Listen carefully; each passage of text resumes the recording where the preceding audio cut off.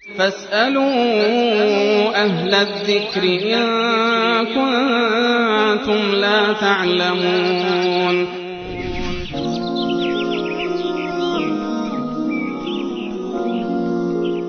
بیانیه بعدی پرسیدن که آیا سربریدن حیوانات جلو پای کسی جایز است؟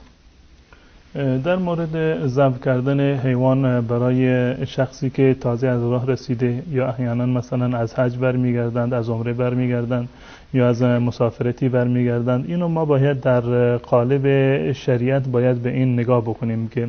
منظور از این عملی که انجام می شود این چی هست در واقع.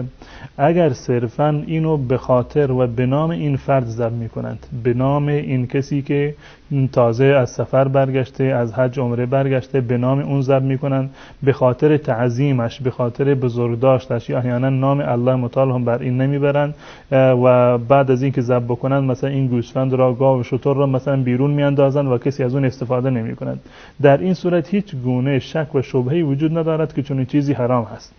در صورتی که صرفاً برای تعظیم و بزرگداشت یک فرد این انجام میدهند و به خاطر الله متعال نباشه و بگونی باشه که گوشتش رو بعداً مصرف نمی کنند. در کتاب‌های فقهی به مانند کتاب رد المحتار که یکی از معروف‌ترین کتاب‌های فقهی احناف است، در این زمینه کاملا تصریح دارند و جزئیات فقهی رو که بیان کردند.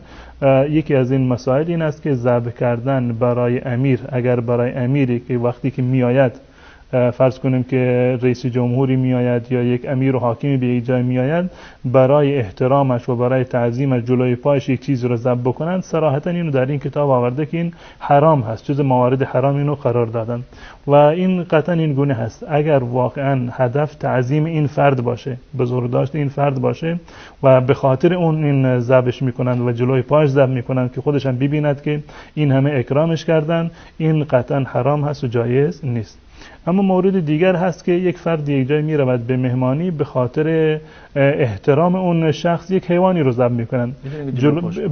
بدون اینکه جلوش پایش باشه، بدون اینکه اون شاید هم متوجه نباشه که برایش مثلا حیوانی رو ذبح کردن، به نام الله متعال هست، برای الله متعال هست، اما تا به خاطر احترام این مهمان هست که اینو ذبح میکنن که اومده بهش در واقع گوشتی رو بدهن. این در واقع هیچ گونه اشکال شرعی نداره و جایز هست. اما ذبح کردن گوسفند جلوی پای مهمان یا جلوی پای کسی که تازه میاد به خاطر تعظیم باشه، این عموم فقها اینو حرام قرار دادن و چنین چیزی جایز نیست. اما ذبح کردن حیوان، مرغی باشه یا بالاتر از این گوسفندی باشه، هر چیزی که در توان هست، برای احترام مهمان و برای این که در واقع یک نوع تکریمی بشود این مهمان، گوشتی رو به اون بدهند، این از نظر شرعی هیچ گونه اشکالی نداره، بلکه این جز مواردی هست که از نظر شرعی هم به آن ما دستور داده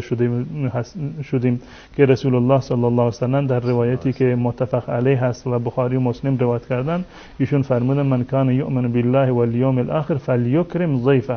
هر کسی که به الله و روز قیامت ایمان دارد مهمان خودش را اکرام بکند، تکریم بکند و غذای بهتری رو، خصوصا در روز اولی که تشریف آورده، این غذای بهتری رو به محضر ایشان در واقع تقدیم بکنند. اگر در جلوی پاش ذبح بکنند، عموم فقها نظرش این است که چنین چیزی حرام هست، اما برای احترامش و برای خوردن گوشت، استفاده کردن از گوشت حیوان باشد، هیچ گونه اشکال شرعی ندارد، جایز هست و بلکه مستحب و سنت هم هست.